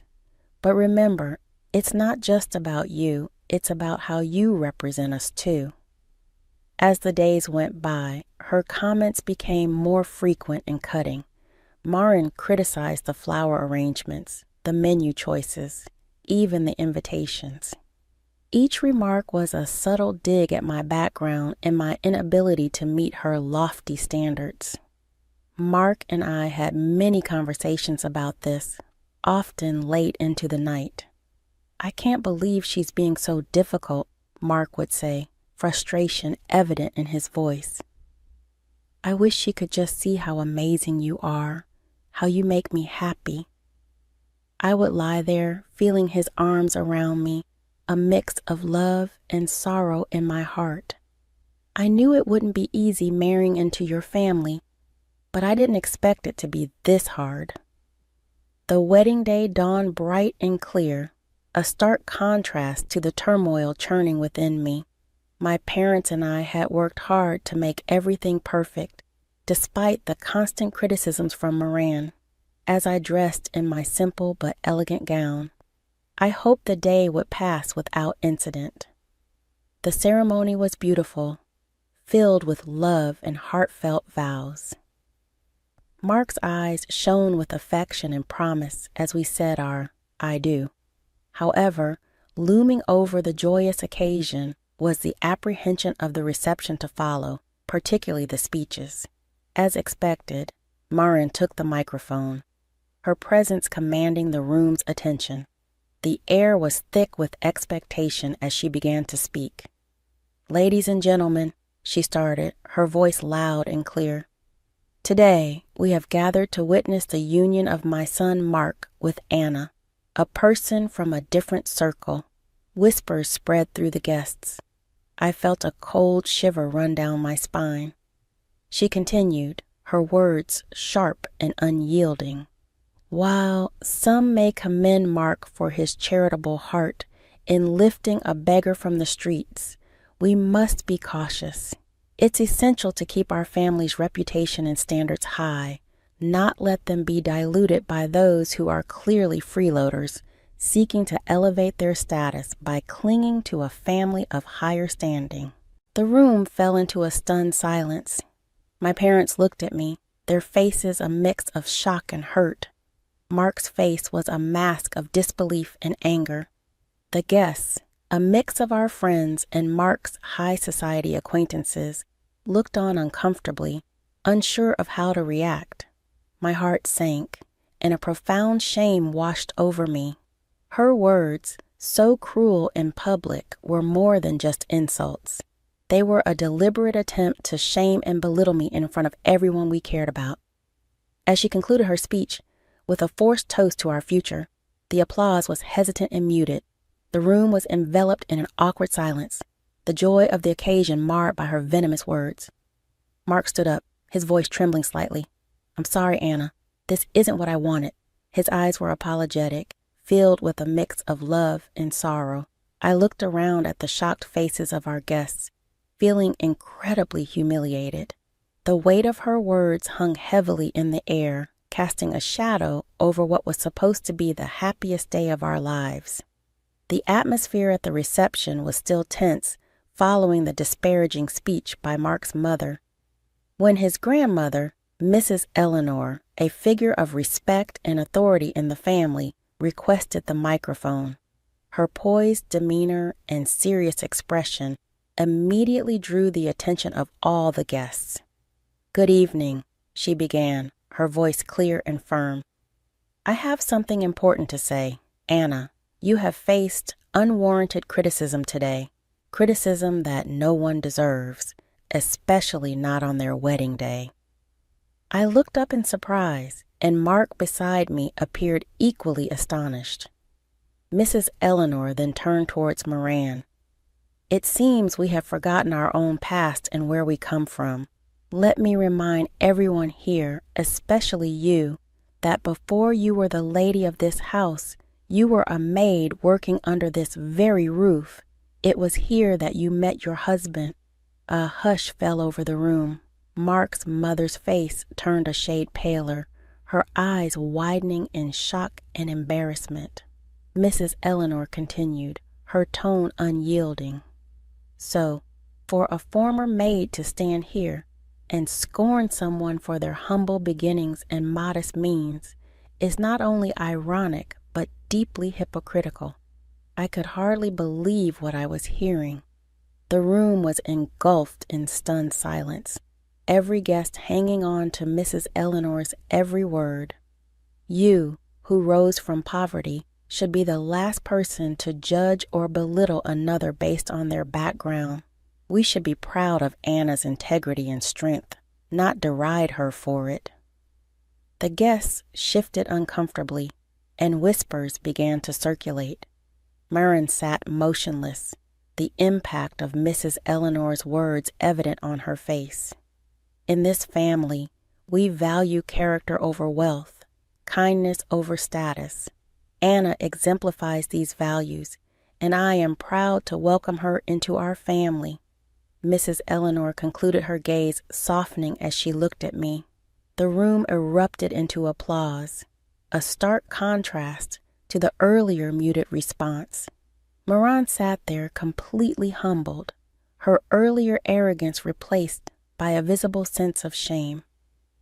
"To be honest, I didn't feel sorry for her," Mark whispered to me. "I never expected Grandma to stand up for us like this." I squeezed his hand, feeling a mix of relief and gratitude. "She's amazing." The rest of the evening felt lighter, the air cleared by Mrs. Eleanor's candid defense. Guests approached with warm congratulations and sincere smiles. I felt that they were all on my side. It felt damn good. As we left the reception hand in hand, I felt a renewed sense of confidence and belonging. Mrs. Eleanor's words had shifted the dynamics, breaking the insidious plan of a cruel and not-so-smart woman. The days after the wedding were heavy with an unspoken tension that hung over Mark's family like a dense fog. It all came to a head during a family meeting at Mrs. Eleanor's house, where the air was thick with expectation and apprehension. As we gathered in the grand living room, Mrs. Eleanor began without preamble, her voice firm and unwavering. "What happened at the wedding cannot be overlooked. The way you spoke to Anna was disgraceful." She addressed Maren directly, her eyes sharp. Mark's mother, usually so composed, looked smaller somehow, her usual confidence diminished. "Eleanor, I've already apologized to Anna," she said, her voice tinged with a hint of defiance.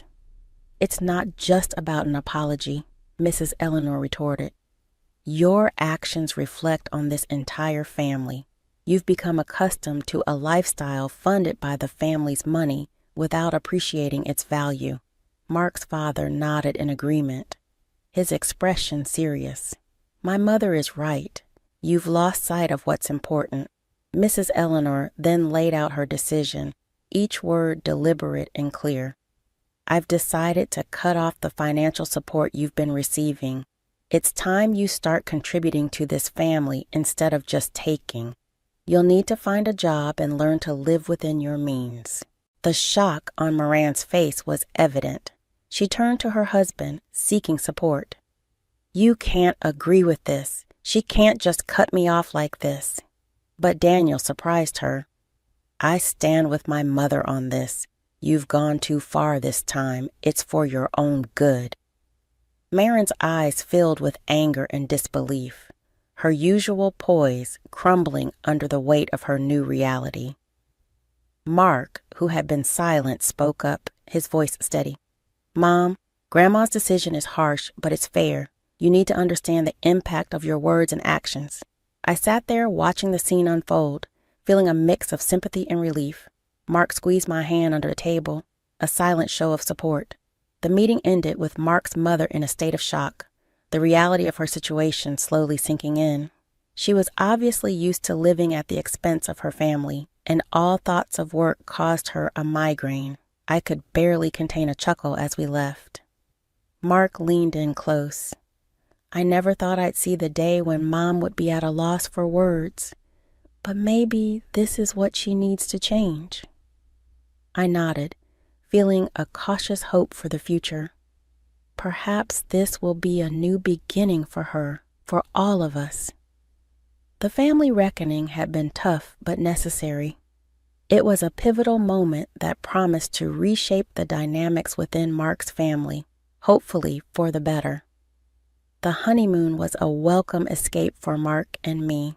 As we walked along the sandy beaches, the soothing sound of the waves provided a much-needed respite from the recent family turmoil.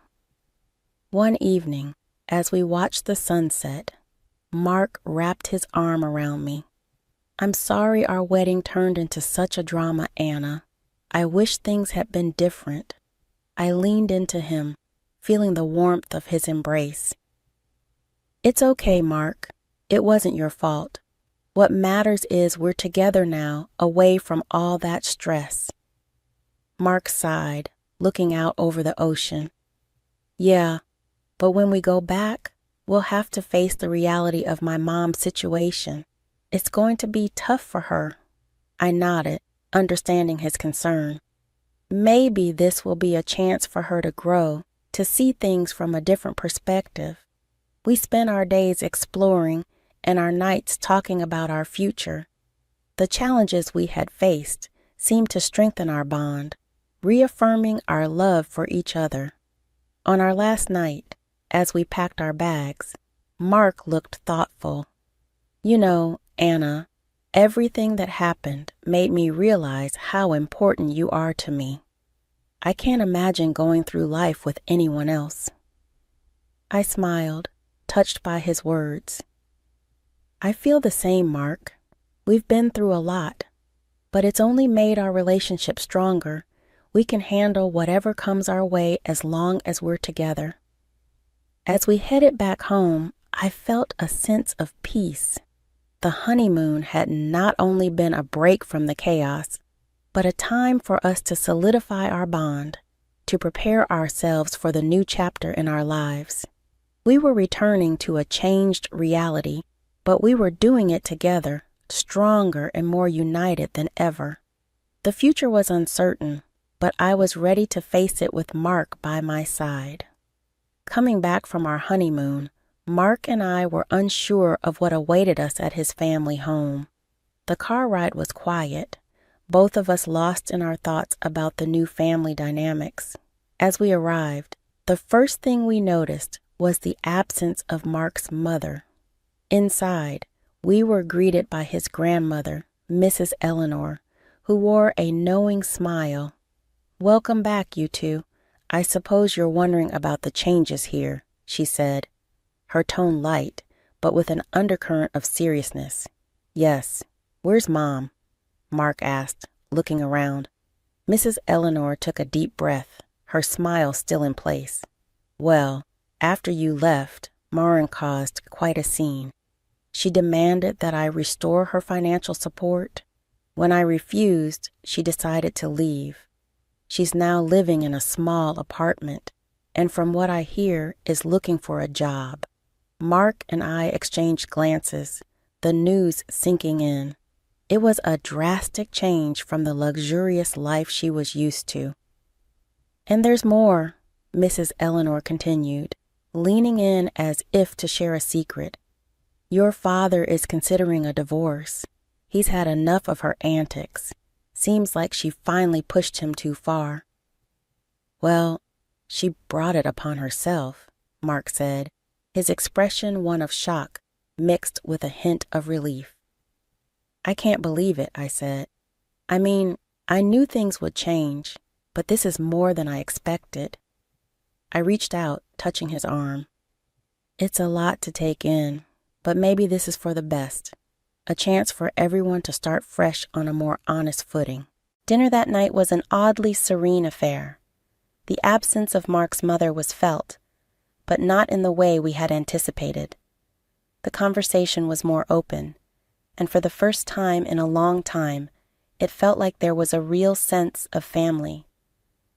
As we drove home later that evening, Mark was pensive. I always hoped for a change, but I didn't expect it to happen like this.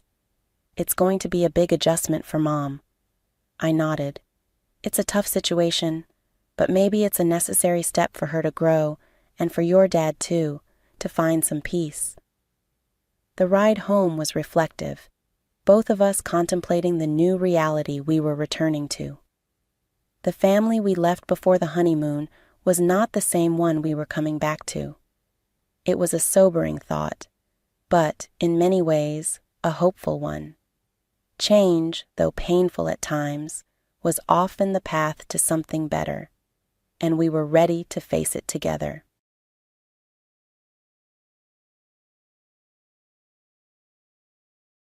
Go home, you broke, jobless-ass old lady. Why in the world are you on this trip for nothing? As usual, I was utterly dismayed with my family. Here's what hell looks like. I'll show each of you all. One day I took it upon myself to murder them out loud, while having a moment of solitude away from my family. My brother called me. Hey, what did you do, sis? My name is Polly, and I am a 30-year-old office worker. I've been in a relationship with someone for 3 years. Alan is his name, a fair gentleman who treats me like I deserve and loves me very much. We initially met in college. I used to take his advice as he was my senior and discuss all related work problems or any personal concerns with him, and each time he listened and gave sage advice. After becoming working adults, we continued to meet up regularly. One day, he confessed his feelings, and we started dating. Since then, our relationship has been going smoothly, and we've been enjoying our time together, contemplating marriage in the near future. Then, one day, Alan proposed to me. Polly, I want to spend the rest of my life with you. Will you marry me? Yes. And so, we decided to get married. We immediately informed our families about our engagement. Nice to meet you, I'm Polly. Oh, we finally meet, huh? I've heard so much about you from Alan. You're just as cute as he said. I don't know about cute. Go on, have some confidence. Come in, come in. Thank you. Alan lost his father a few years ago, and now only my mother-in-law to be lives in his family home. I was anxious about whether I'd get along with her, but she turned out to be incredibly kind and wonderful. We had a delightful conversation over tea and snacks. Polly, you're such a wonderful person. I'm so happy you're going to be Alan's wife. Mother-in-law showered me with compliments, something I wasn't used to, leaving me a bit flustered. I'm looking forward to your wedding. See you, Mom. Thank you for today. The meeting ended on a positive note, and I felt relieved. But next, I had to introduce Alan to my family, a thought that instantly brought me down. The reason is, I don't really like my family. The root cause lies in how my parents treated me since I was a child. Both my parents excelled in sports. Mom was into track and field, and Dad was a soccer player. They were so good that they got into college on athletic scholarships, and naturally, they expected their children to excel in sports as well. However, I didn't have the athletic ability they hoped for. My parents always wanted me to excel in something, so they had me try out various sports.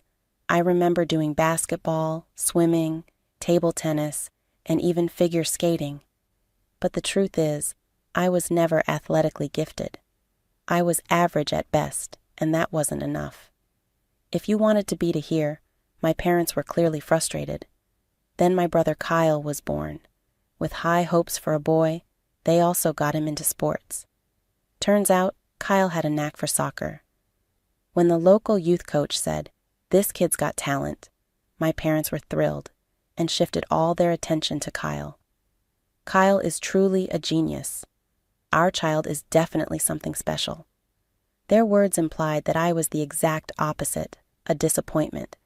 They favored Kyle in everything and acted like I didn't matter. Even as I grew older into middle and high school, they never paid me any attention. I focused on my studies and did well, but they said being good at studying is meaningless, dismissing my efforts. When I wanted to go to college, they told me they couldn't afford it, so I used scholarships to get by. Meanwhile, Kyle continued to excel in soccer and even got into high school on a soccer scholarship. My parents were ecstatic. "He's definitely going pro. We can do anything for Kyle." Growing up so adored, Kyle started to look down on me. "Polly, you're such a loser and a jinx. Even Mom and Dad don't like you. If you aren't here, they could invest more in me. You're such a burden." Kyle would often insult me like this, and my parents never corrected him. "You really are a burden. Wasting money on you is what they mean by unnecessary expenses." Hearing this from my own family crushed my self-esteem. I managed to get into a decent college and landed a job at a well-paying company. But my self-worth remained low, and my achievements were always overshadowed by Kyle's successes. He got into college on another soccer scholarship, and my parents were even prouder than ever. By then, I was already working and struggling to pay back my student loans. Kyle was still living at home, showered with love, attending college, and playing soccer. But the path to becoming a pro wasn't easy. In the end, Kyle couldn't go pro and had to find a job. Still, my parents were proud, and Kyle continued to live happily at home. Every Christmas, when relatives gathered, my parents forced me to attend. They introduced me as their disappointing daughter, and Kyle as their pride and joy.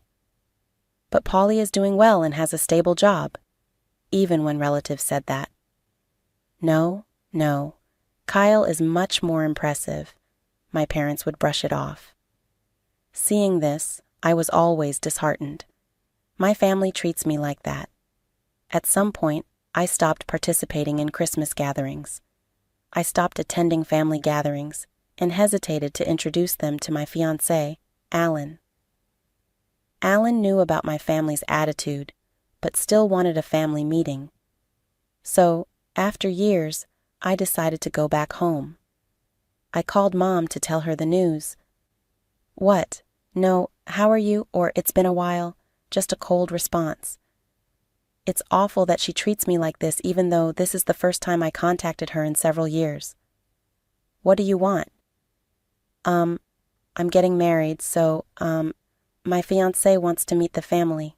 Can we arrange that?" "Why should we go through such trouble? Just get married on your own. That's it."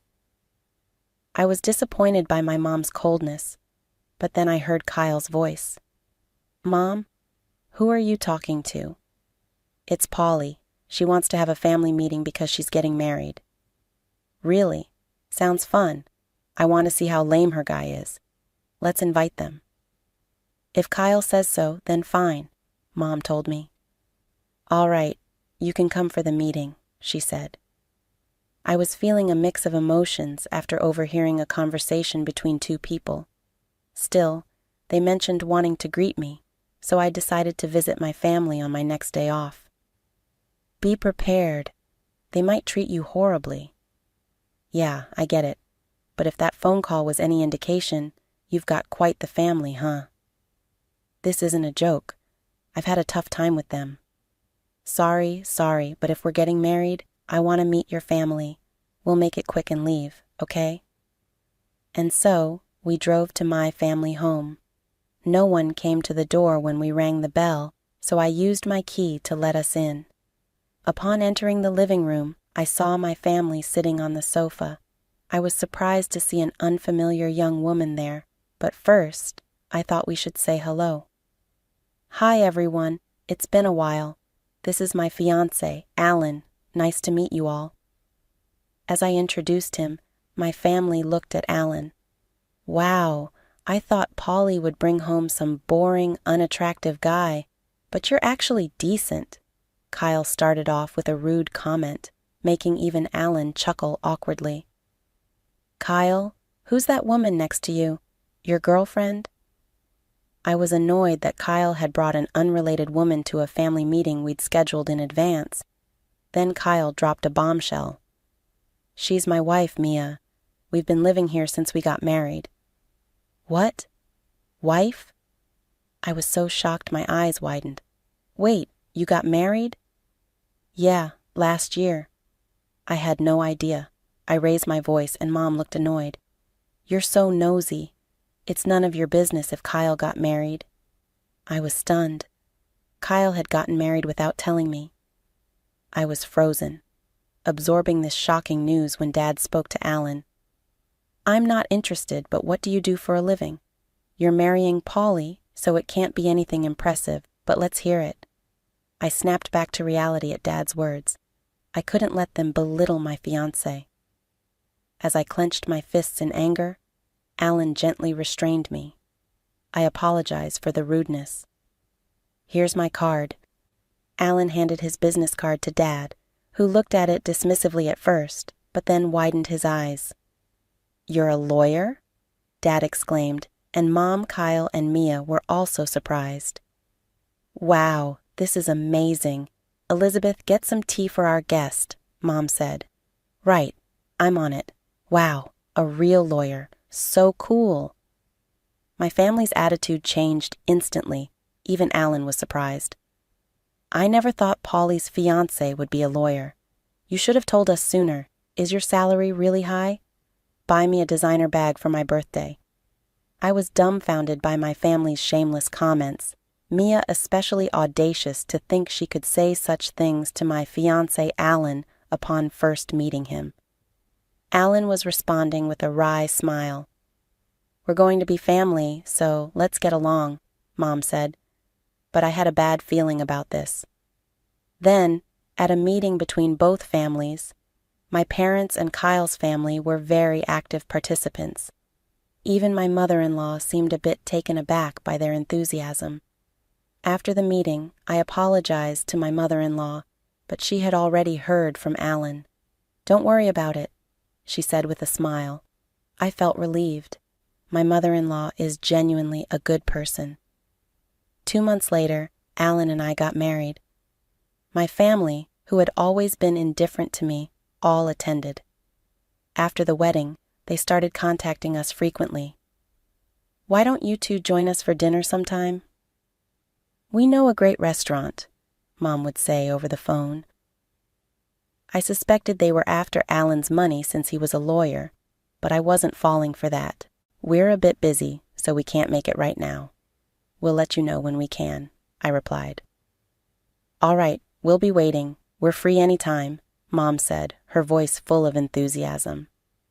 I was thoroughly disgusted. They didn't care about me. They just wanted to take advantage of my marriage to a wealthy man. After not contacting them for a while, Mom called again a few months later. When are you going to join us for dinner, Polly? She asked in a cloying voice. Sorry, we're a bit busy, I said, ready to hang up. But then Mom said, We're planning to celebrate my half-century birthday. Your father and I did raise you through high school, you know. It wouldn't hurt to show some gratitude." I could sense her growing impatience for us to treat her well, but she had a point. I had paid my own way through college, but my parents had supported me until then. Maybe it was time to show some gratitude as Mom turned 50. "All right, we'll join the celebration." "Really? We're planning a family trip, so come along." "A family vacation, huh?" I wasn't thrilled about it, but then I thought it could be a chance to spend some quality time alone with Alan. When I mentioned it to Alan, he agreed, so we decided to join the family trip. When I told Mom, she was ecstatic. "Could you handle the reservations? I'll send you a bunch of URLs for hotels and plans." Mom sent me a ton of URLs. Reluctantly, I checked them out. They were all for luxury hotels and high-end restaurants. How extravagant did she plan to be? I was annoyed by my family's endless demands, but figured this might be a one-time thing, so I went ahead with the bookings. When I called to say the reservations were complete, Mom was overjoyed. "I can't wait. Thank you." Finally, the day of our half-century family vacation arrived. We planned a trip to Florida. We boarded the plane, and everyone seemed excited. Both my parents and Mr. and Mrs. Kyle seemed to be having a lot of fun. Upon landing, Alan and I told the family we'd go our separate ways. They tried to get us to shop for souvenirs with them, but I dodged that bullet, and we went off on our own. We agreed to meet up for dinner at the high-end restaurant we booked. Time flew by as Alan and I enjoyed sightseeing. Then we went to a fancy restaurant. We arrived at the restaurant where our parents and Kyle's family were already waiting. "You're late." "Well, we still have 10 minutes until our reservation." Suddenly, Mom and the others changed their tone. "We weren't talking to you." "What?" "We have business with Alan, not you. Thank you for covering the cost of this fancy dinner and hotel stay." "What?" Alan was confused. Kyle and the others turned to me. "You're done here, Polly." "What? You don't deserve any of this, you parasite." "What are you talking about?" They raised their voices. "Go home, you jobless loser. What's your deal coming on this trip for free?" I was disgusted by my family's behavior. So that's how it is. They planned to exclude me from the start. "You'll regret this." I decided to take action. I whispered to Alan, "Fine, I'll leave now." Our parents and Kyle's family looked smug as they went into the restaurant with Alan. I quickly made other arrangements. Luckily, a good hotel had a cancellation, so I booked a room and checked in. I relaxed in a lounge with a great view, sipping coffee. Then Kyle called. "What did you do, Polly?" "What do you mean?" "Alan's gone." "I have no idea." "You whispered something to him, didn't you? He's usually clueless but sharp when it matters." "Sure, but it's no big deal. I told him I'm staying at another hotel, so he should join me whenever." "You're kidding. Alan left before the food arrived and never came back. We had to pay the bill." "Well, it's Mom's special celebration, isn't it?" "Shut up. You'll get the bill later." Kyle hung up. Soon after, Alan arrived at my hotel, grinning. "Did it work? Were they mad?" "Yeah, they were furious. They're hopeless. You were going to pay for everything, and they still acted like that?" Even Alan was dumbfounded by their behavior. We shook it off and enjoyed a meal at the hotel's upscale restaurant. We returned to our room and relaxed, waking up refreshed the next morning. We got up and enjoyed some sightseeing. We didn't want to fly back at the same time as our parents, so we changed our flight to an earlier one. While waiting for our flight, Mom called, furious. "Hello, what's up? I thought you didn't need me for anything." "What's the meaning of this? Why is the hotel bill due at checkout?"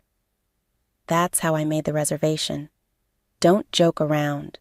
We can't afford $11,000 per person. If you enjoy the luxury, You should pay for it unless you want to get arrested. Stop it. You're so arrogant for a parasite. You're the one who needs to stop. I was planning to cover all the expenses for this trip as a way to give back for all the years you've supported me. You messed up by kicking me out. Wait, you were going to pay for all this? That's what I've been saying. There's no way you could afford that. Don't underestimate me. I work at the headquarters of a major corporation and even serve as a manager. I earn significantly more than Dad and have substantial savings. Really? Mom was speechless, but it didn't matter anymore. I decided to cut ties completely. I have to board the plane now, so goodbye. I hung up and blocked all their numbers. Luckily, they didn't know where we lived or worked, so they couldn't show up unannounced. But my foolish family did storm the law firm listed on Alan's business card. They caused a scene, demanding to see Alan and disrupting business. Kyle even broke some office equipment, leading to their arrest. After splurging on the family trip, they now had to pay damages and fines. Both Dad and Kyle were fired from their jobs. Now they're all working part-time jobs, living in poverty, and constantly fighting. Talk about getting what you deserve. Meanwhile, Alan and I continue to live happily. I'm pregnant, and we recently celebrated the birth of our beautiful daughter with my mother-in-law. I plan to cherish my family, Alan, my mother-in-law, and our daughter, and live a joyful, fulfilling life.